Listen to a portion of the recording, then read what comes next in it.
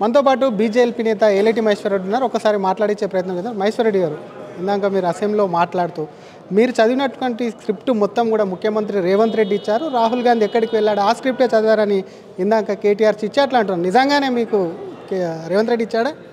కేటీఆర్ గారు మధ్యభ్రమించి మాట్లాడుతున్నారు. పాపం ఫ్రస్ట్రేషన్లో ఉన్నాడు ఆయనకు సమయం ఎక్కువ లేదు. ఏ క్షణంలో అరెస్ట్ అవుతాడో ఏ క్షణంలో మనం జైలుకు పోతాడో తెలియని పరిస్థితుల్లో మధ్యభ్రమించి మాట్లాడుతున్న కేటీఆర్ గారు ఒకటి అర్థం చేసుకోవాలి. రాహుల్ గాంధీ గారు వియత్నాం పోయే సంగతి కేంద్ర ప్రభుత్వంలో ఉన్నట్టు భారతీయ జనతా పార్టీకి తెలియకుండా ఎట్లా ఉంటుంది? నేను ఈరోజు మాట్లాడినటువంటి అంశంలో తెలుగు బిడ్డ అయినటువంటి పివి నరసింహారావు గారికి అవమానం చేశారు.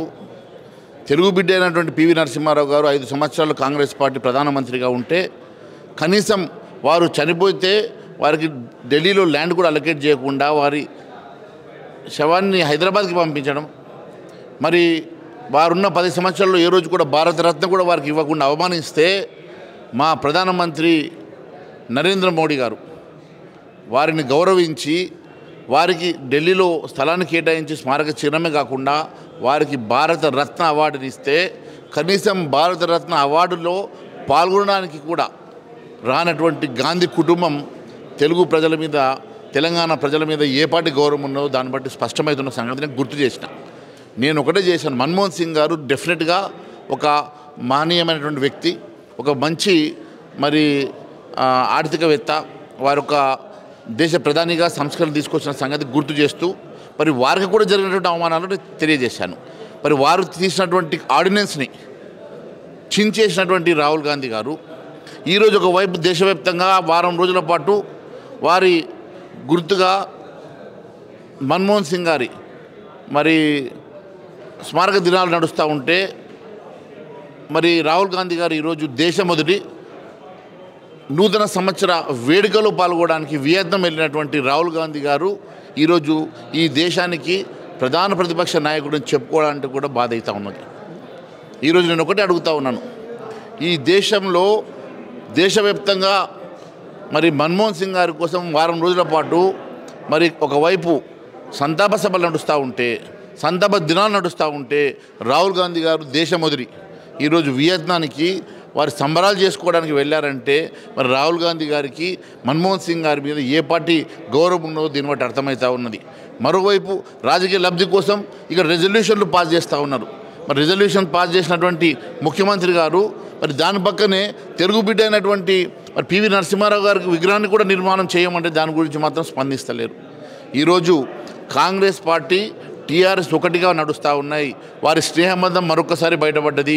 ఈరోజు ఇవన్నీ మాట్లాడకుండా మరి సన్నాయి నొక్కులు నొక్కినటువంటి కేటీఆర్ గారు కేవలం కేసు నుంచి బయటపడడానికి ఆయన ఇక్కడ ఉన్నటువంటి ముఖ్యమంత్రి రేవంత్ రెడ్డి గారితో మరి సంధి గుర్చుకునే ప్రయత్నం చేస్తూ ఉన్నారు. ఈరోజు ముక్త కంఠంతో టీఆర్ఎస్ పార్టీ ముఖ్యంగా కేటీఆర్ గారే అన్నింటినీ వెల్కమ్ చేస్తూ ఈరోజు సన్నాయి నొక్కులు నొక్కిండు కదా. మరి నేను ఒకటే అడుగుతూ ఉన్నాను, మరి కేటీఆర్ గారు ఎందుకోసమని పివి నరసింహారావు గారికి మరి ఈరోజు ఇక్కడ విగ్రహ ప్రతిష్టాపన చేయాలని చెప్పి ఎందుకు డిమాండ్ చేయలేదని అడుగుతాం. 100వ జయంతి వేడుకలు చేసిందే మేమే ఘనంగా, పీవీ మన టీవీ అని చెప్పి వేడుకలు ఘనంగా నిర్వహించడమే కాకుండా పీవీకి అరుదైనటువంటి గౌరవం మేమే ఇచ్చామని చెప్తున్నారు బీఆర్. ఇప్పుడు బీఆర్ఎస్ ఏ పార్టీ గౌరవం ఇచ్చిందో మనం చూసాం, కాంగ్రెస్ పార్టీ ఏ పార్టీ గౌరవం ఇచ్చిందో చూసాం. ఈరోజు రాజకీయ లబ్ధి కోసం వారు ఎన్ని మాట్లాడినా కూడా తెలంగాణ ప్రజానీకం చూస్తూ ఉన్నారు, ఖచ్చితంగా గమనిస్తూ ఉన్నారు సంగతి తెలియజేస్తాం. ఈడీకి సంబంధించి 7న కేటీఆర్ హాజరు కావాలని చెప్పి ఇప్పటికే నోటీసులు ఇచ్చింది. అందులో బీజేపీ అటు కాంగ్రెస్ కలిసే ఇవన్నీ కూడా బీఆర్ఎస్ను దెబ్బ కొట్టేందుకని కూడా మాట్లాడుతున్నారు. నిజంగానే బీజేపీ మీరు ఇందాక కేంద్రంలో ఉంటే అన్నీ తెలుస్తాయి అంటున్నారు, ఇది కూడా మీకు తెలిసే జరుగుతుందా? తప్పు జరిగినప్పుడు ఎంత పెద్దవారి మీద అయినా కూడా చట్టం ఖచ్చితంగా చర్యలు తీసుకుంటుంది. చట్టంలో నువ్వు గొప్పవాడువా చిన్నవాడు అని కాదు, అందరికీ సమానమైనటువంటి న్యాయం ఉంటుంది. ఖచ్చితంగా తప్పు చేసినప్పుడు, వాస్తవాలు ఉన్నప్పుడు, ఎవిడెన్స్ ఉన్నప్పుడు ఖచ్చితంగా ఎవరి మీద అయినా కూడా ఖచ్చితంగా ఒక నిర్ణయం తీసుకుంటారు, చట్టపరమైనటువంటి నిర్ణయాలు తీసుకుంటారు. ఒకవేళ ఈడీ లోపల వాడు తప్పు చేస్తే బయటపడుతుంది. దానికోసం ఎందుకు భయపడాలా, ఎందుకు గాబరపడాలా? ఎవరు తప్పు చేసినా, గతంలో కవిత గారు తప్పు చేసి జైలుకి వెళ్ళి వచ్చిన సంగతి మనం చూసాము. ఒకవేళ ఈరోజు కూడా ఎవిడెన్స్తో సహా అది ఈరేస్ కానివ్వండి, రేపు లేకుంటే కాళేశ్వరమే కానివ్వండి, లేకుంటే ఇంకా రేపు రాబోయేటువంటి ధరణిలో జరిగేటువంటి విచారణ కానివ్వండి, ఏ విచారణలో కూడా వాస్తవాలు బయటకు వస్తాయి. వాస్తవాలు బయటకు వచ్చినప్పుడు చర్యలు తప్పవు.